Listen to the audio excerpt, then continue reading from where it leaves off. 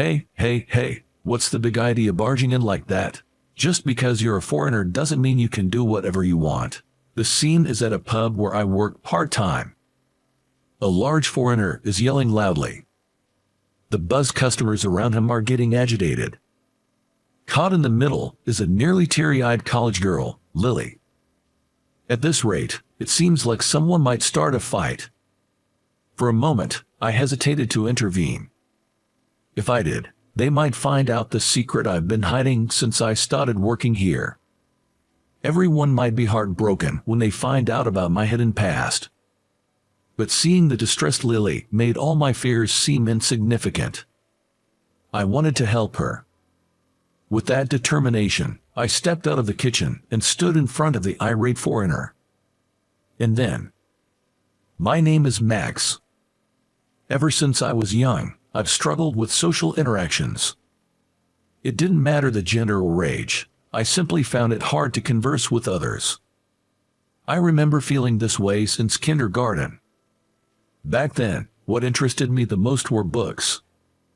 I started with picture books and gradually became interested in novels. Of course, many of the words were too advanced for me at the time, and I probably didn't grasp more than half of the content. Nevertheless, I thoroughly enjoyed trying to understand the settings and the emotions of the characters. That process was my greatest joy. However, understandably, my peers weren't interested in that at all. When I tried to talk about it, they'd say, "I have no clue what Max is talking about." Conversely, I couldn't relate to the cartoons or comics they discussed. Ever since then, I've lived a life avoiding much interaction with others. But you can't go through life all alone. My laid-back mom, noticing that I, now in college, still spent most of my time alone, told me, "You should really get out more and make at least one friend. If that's too much, at least get a job and see more of the world." Of course, I understood what my mom said, but I really didn't want to interact with people. I was even looking for a job where I could work independently. You can't go through life all alone, you know. Actually, if you took up a part-time job or something, you might find some folks you really click with. Even my dad sided with my mom. Reluctantly, I realized they were both teaming up to tell me this. Given the circumstances, right after graduation, I started looking for a part-time job. Around that time, the only senior at college who would talk to me referred me to a pub. When I explained the situation, he said, "If that's the case, want to try working here?" So, I ended up working at the pub he recommended. That pub isn't part of a chain or anything. It's run by my senior, who's the manager. According to senior, it's an old establishment handed down from his grandfather, and the menu shows its age. It's worn and torn in places. I really like the unique taste it has. The manager, either seriously saying this or just not wanting to change things, would set things up with a laugh that made you unsure of his true intention. The seating arrangement included a few counters and tables, and the establishment only had 2 small booth areas. Moreover, the manager was seldom at the restaurant. As he had other tasks to attend to, he usually left the place to his assistant manager, named John. That guy really works me to the bone. He always makes me do the complex dishes, so my cooking skills just keep improving. Yet, my pay doesn't reflect it, John said with a chuckle, quickly preparing dishes. As John himself would say, he was truly skilled in cooking. Not only was he efficient, but his seasoning was spot on. Especially his omelet. It was so fluffy and wobbly, it felt like you could actually hear it jiggling. The regulars who visited the pub would almost certainly order the omelet made by John. There was another employee in the pub. The only female staff member was Lily, who worked part-time. Being a college student, she worked 3 times a week. Unlike me, she spoke brightly with everyone and had a dazzling smile. Regulars often commented, "You know, the reason I keep coming back here is because of Lily." Although I was grateful for the job, I wasn't good at customer service. Dealing with tipsy customers was particularly tough, and since I often couldn't communicate well with others, I was mainly relegated to the kitchen. The kitchen was John's territory. Despite him being faster on his own, he seemed to purposely delegate tasks to me. Thanks to that, my cooking skills improved rapidly. I've always had a passion for cooking. It's something I can quietly focus on by myself, without needing conversation. Never did I think this trait of mine would be so useful here. Contrary to my expectations, this place gets quite a crowd. When I was first introduced to this gig and saw the somewhat old-fashioned establishment, I assumed not many folks would frequent it. Boy, was I wrong.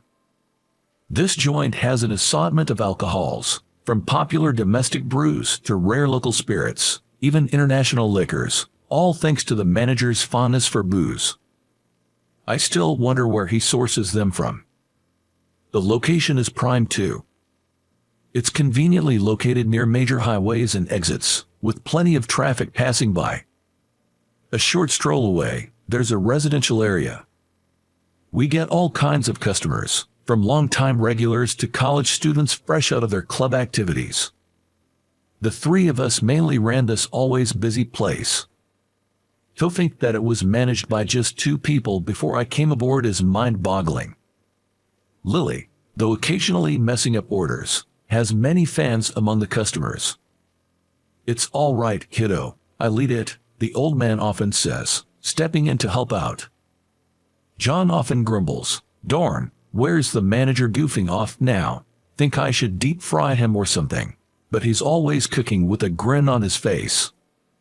"John, this omelet is just out of this world," Lily's voice echoes from the dining area. To which he'd reply, "All right, I'll whip up another one for free, on the house." Sure, it was a busy gig, but I look forward to every shift. Half a year flew by since I started. Every day was hectic, but it felt hundreds of times more fulfilling than before. I was getting more adept in the kitchen, and could even anticipate what John needed without him asking. At times, I'd also help Lily out. Helping, in this context, meant delivering dishes to the tables closest to the kitchen. After closing up, the 4 of us would occasionally have drinks.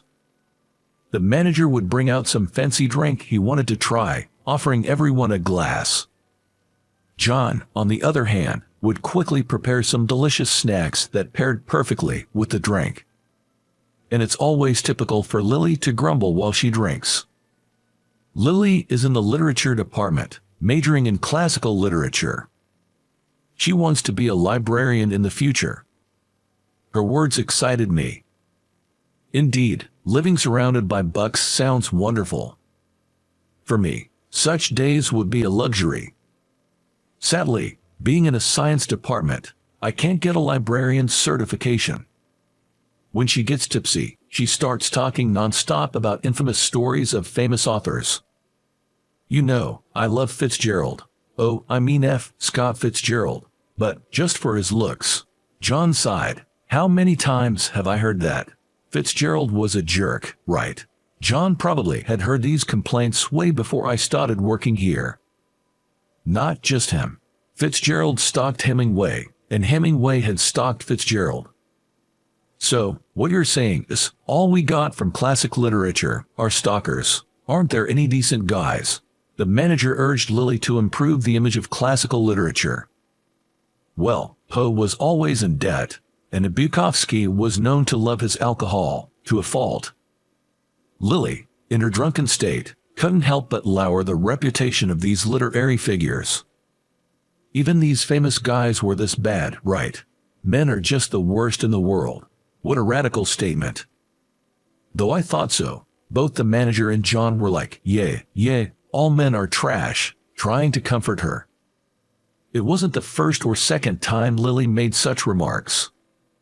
Whenever we had a drink after work, she would always bring up these authors as examples to stress how terrible men are. I have a feeling she might have had a bad experience with a guy in her past. But neither John nor the manager asked her for details, nor did they explain anything to me. I was curious, but I couldn't ask Lily directly. I was also surprised that I became interested in Lily's past. Before I knew it, I became intrigued by a coworker, which was quite unexpected for someone like me who generally isn't interested in others. In these 6 months, I silently applauded the growth in my feelings. During my part-time job period, there was something else I noticed. The manager seemed to be quite fond of Lily. I mean, he seemed to really like her, if you catch my drift. He was quite the caretaker, or perhaps just very attentive. Well, they are both of the right age, so there's nothing wrong with that. There shouldn't be an issue, but I can't help but watch their interactions. That's how my days went by. One day, as usual, manager wasn't around, so the three of us were serving the customers. It was a typically busy day when something out of the ordinary happened. We had a foreign customer. Judging by looks might not be fair, but that customers probably were German. They were around 6 feet 3 inches tall and extremely muscular.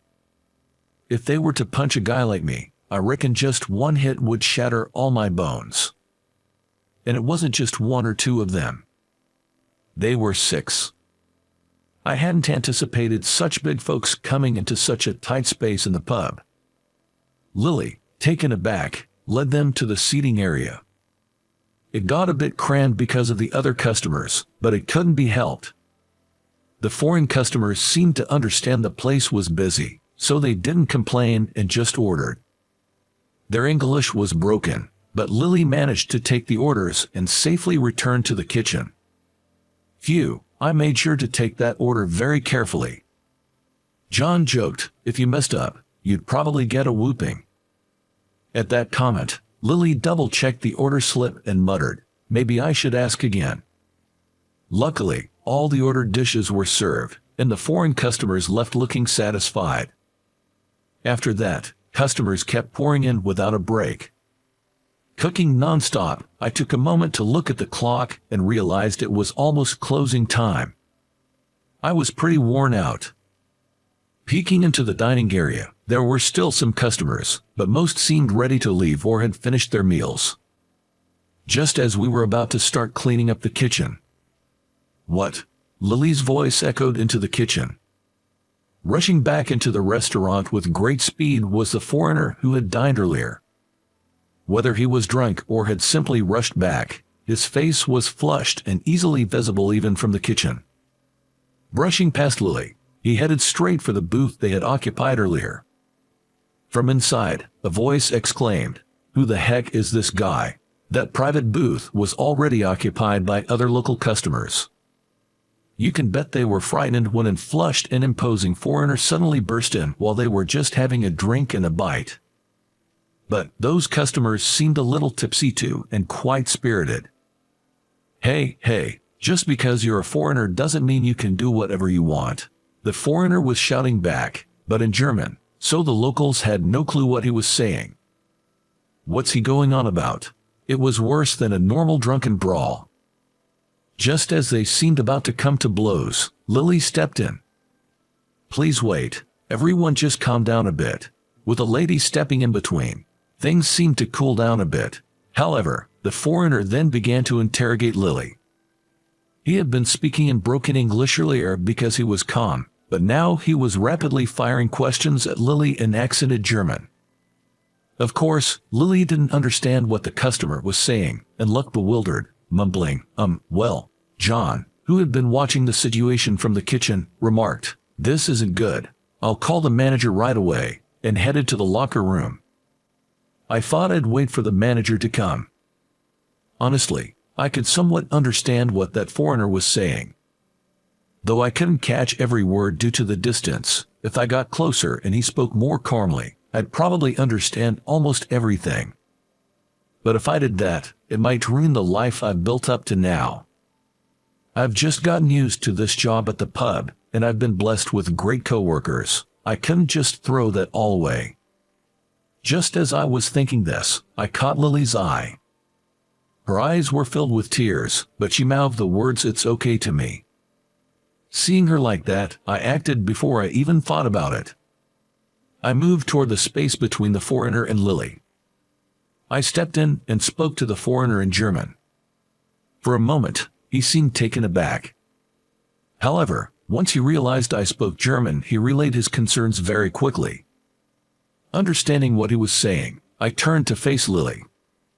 Lily, did this gentleman leave anything behind in this private room when he left earlier today? Lily looked puzzled for a moment, but then seemed to recall, oh, there was something. She then brought a small black box wrapped in cloth from the kitchen. It was a pretty old-looking box. Upon seeing it, the foreigner exclaimed, "Oh," and grabbed it.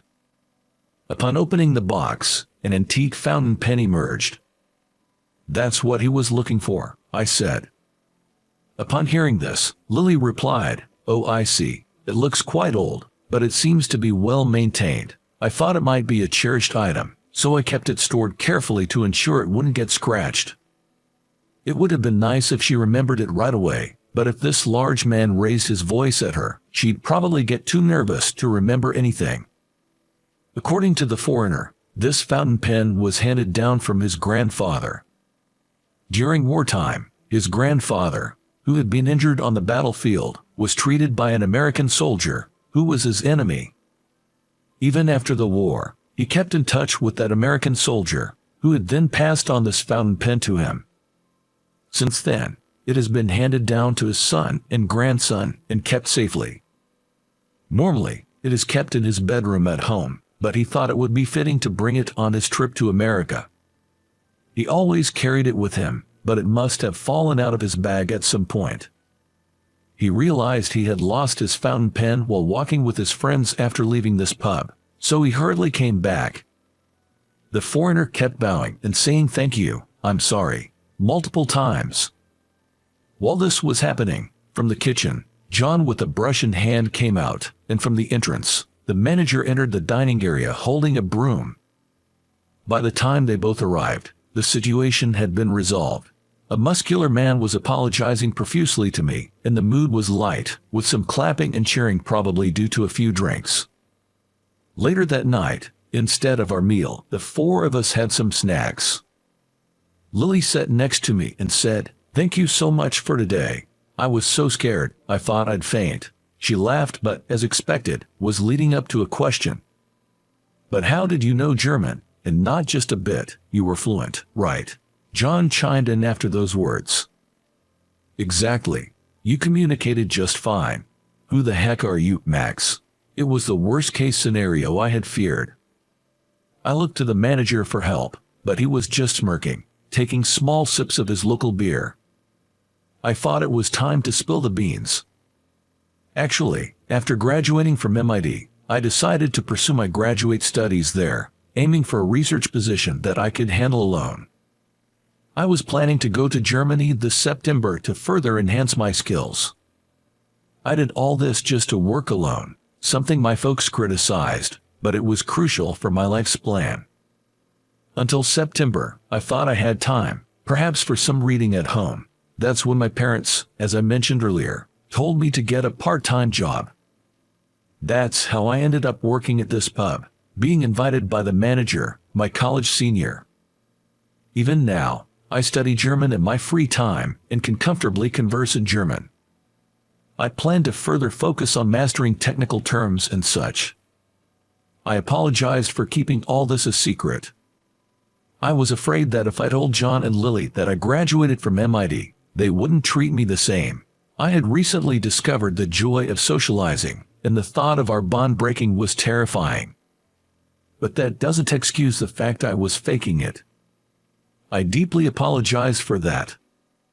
The two were stunned for a moment, but quickly snapped back, and John said, spitting in disbelief, "Hold on, I have so many questions, but if Max's senior is the manager, does that mean the manager went to MIT too?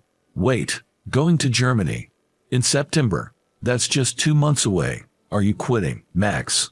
Lily approached me with a fiery intensity. If she had shown that spirit earlier with the foreigner, I bet she could have handled it herself, but I only thought that and kept it to myself. By the way, the manager chimed in. This guy was top of his class in college. That unnecessary comment only stirred the pot more, causing a bigger commotion among the two. Max, sure, I was surprised to hear you graduated from MIT, but that doesn't change the fact that we've worked together this long. I'll miss you in just 2 months. I want to become closer friends. From that day on, Lily seemed to warm up to me, and I too began to trust her more. Every day, although gradually, I found myself laughing more. However, an issue arose just a week before the end of my part-time job. That day, as usual, the manager was out, and unfortunately, it was also John's day off.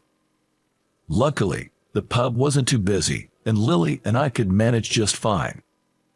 During that time, a rough-looking middle-aged man walked in. Since Lily was busy delivering food, I handled the customer service. By now, I have become quite good at handling customers. When I showed him to a table, he asked me, "Is there a girl named Lily here?" I thought he was placing an order, but he was actually asking for a staff member. While I was trying to grasp what he meant, Lily came out of the kitchen with some dishes. Seeing her, the man shouted, "Lily, you, so this is where you've been hiding." Upon seeing the man's face, Lily froze in place. She had a look of sheer terror. Not the surprise and fear she had with foreigners, but pure, unadulterated fear. She was so scared she couldn't move a muscle. The man tried to forcibly grab Lily's arm and drag her outside. I immediately stepped in. "What are you doing to our employee?" My voice was strong, but it was drowned out by his shouting.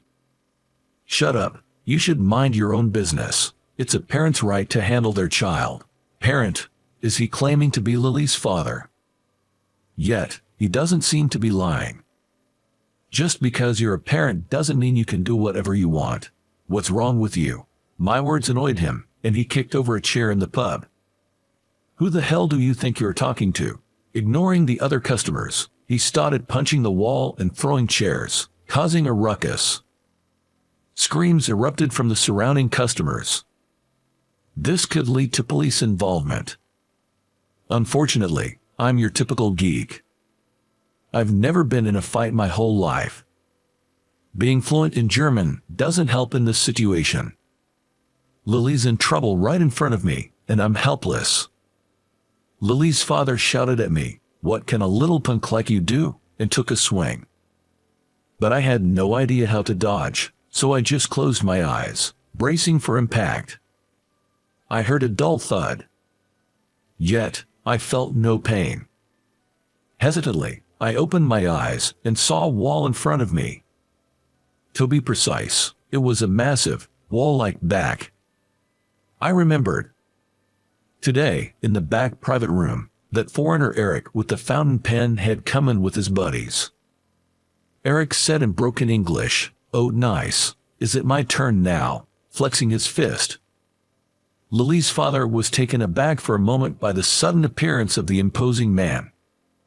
But he quickly regained his confidence and shouted, "What's with the foreigner stepping in?" Eric then began speaking in German, his voice calm but with palpable anger. Lily's dad didn't understand a word the big foreigner in front of him was saying. To make matters worse, he soon realized he was surrounded by Eric's crew. He looked like a dwarf surrounded by giants. Eric asked me to translate. Just to clarify, I'll translate exactly what Eric is saying. I began. "I serve as a police officer in Germany. It's a dangerous job, often confronting violent criminals. I can't arrest you here in the US, but turning you over to the local authorities would probably be easier than facing some of the criminals back home. If it comes to that and you resist, be prepared to get hurt. You might need a few months to fully recover, or so," he says. Soon after, the other foreigners started sharing their professions. "I'm a boxer. I'm in the military." Each profession seemed tough. It appeared the confidence of the once bold father was shattered as he hastily and clumsily retreated. As he left, the surrounding customers showered Eric and his muscle crew with applause. Lily respectfully bowed and expressed her gratitude. She asked me to translate her feelings, but when I assured her that her gratitude was evident to Eric and the others without any translation, she let out a sigh of relief. Eric and his friends apparently traveled from Germany to the US, to attend the wedding of an American friend. That friend, it seems, is also an American football player. Eric wanted to express his gratitude to Lily for carefully storing his cherished fountain pen, so he visited the pub once more before heading back to Germany.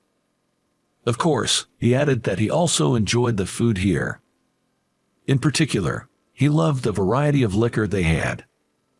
He was grateful that they took care of his grandfather's cherished item, and felt relieved that he could now reciprocate the kindness. He said it now felt easier to head back to Germany. Tears streaming down her face, Lily bowed deeply as she and I bid Eric and his group goodbye. After closing up, I quickly phoned the manager to fill him in on the day's events. He listened silently throughout the conversation, but when I finished, he slowly began to speak. What the manager revealed left me quite surprised. Turns out, the manager was Lily's maternal uncle. He was 16 years younger than his sister, Lily's mother, making Lily his niece. The manager, a successful businessman, was running the pub as a hobby. Lily's parents had had an arranged marriage. Apparently, arranged marriages are still common among the elite and prominent families. Even though they were married, her father had a short temper, easily getting physical at the slightest provocation. To top it off, he apparently had an affair. This became the final straw that led to their divorce. However, he vanished without paying any alimony or child support. Growing up, Lily had witnessed her father's behavior, leading her to develop a distrust towards men. Even though she led a comfortable life with her mother after the divorce, Lily still struggled with this mistrust. Her father's side of the family went into debt after their business venture failed. This time, the reason why they tried to take Lily with them is unclear. The manager said that they might have intended to demand money from Lily's maternal grandparents using Lily, or they might have tried to make money using her. I was simply taken aback by Lily's father. I couldn't believe that not only did he physically abuse his own daughter, hitting and kicking her, but he also had the audacity to ask for money. He was worse than any lowlife Lily ever complained about. But just because such a scumbag was driven off by a foreigner once, doesn't mean he wouldn't come back a second or third time. When I expressed this concern, the manager said, "Don't worry, I'll handle it. It's my pub after all. It can't let you steal all the glory, right?" I could tell he was smirking even over the phone. Later, there was a news article about a company's CEO being arrested for tax evasion in a corner of the newspaper. The company had been struggling for a while, and there were reports of unpaid wages to employees and illegal working hours. The article said company CEO, but the man in the newspaper photo looked quite shabby. I wasn't sure if that man was Lily's father, as I honestly didn't remember his face, but since then, he never came looking for Lily. A few days before heading to Germany, I finished my last shift and was ready to go home. "Max, are you really leaving? Without you, this place won't run. It's probably on its last legs, you know." As always, John had sharp words for the manager. With tears streaming down her face, she tried to stop me. "When you come back to the States, you absolutely have to visit this place. I'll be waiting," said the ever-cheerful Lily. I replied, "Definitely," and then left the pub. Lost in thought about the whirlwind past few months, my phone buzzed with a text notification. It was a message from Lily. "Can we keep in touch?" Seeing the message, I immediately turned around and ran back to the pub, which was now out of sight. When I arrived at the pub, Lily was already standing at the entrance. "The manager said he's taking the day off, so you can head home," Lily said, looking puzzled. Through the pub's window, I could see the manager giving a thumbs up. Seeing that, I blurted out, "Lily, there's something I really want to talk about." I had been engrossed in my research in Germany. Every day was an exhilarating experience, surrounded by talented people, something I couldn't have experienced in the US. It wasn't just about being smart. I was amazed by their creativity and perspective. which was entirely different from Americans. Plus, Germans express their opinions at an incredibly fast pace. To be honest, every day I'm struggling to keep up with the conversation. I kept checking my watch. Only 5 minutes had passed since I last checked. Noticing this, a fellow researcher named Payne teased me. "Keep checking your watch like that, and your girlfriend's gonna get jealous." The group around burst into laughter. "I get to see her today after so long. I really need to go," I replied. Even as Payne and the others continued their banter, I made my way to the airport without another thought. While waiting for Lily at the airport, I found myself lost in thought. Relationships with others are indeed a mysterious thing.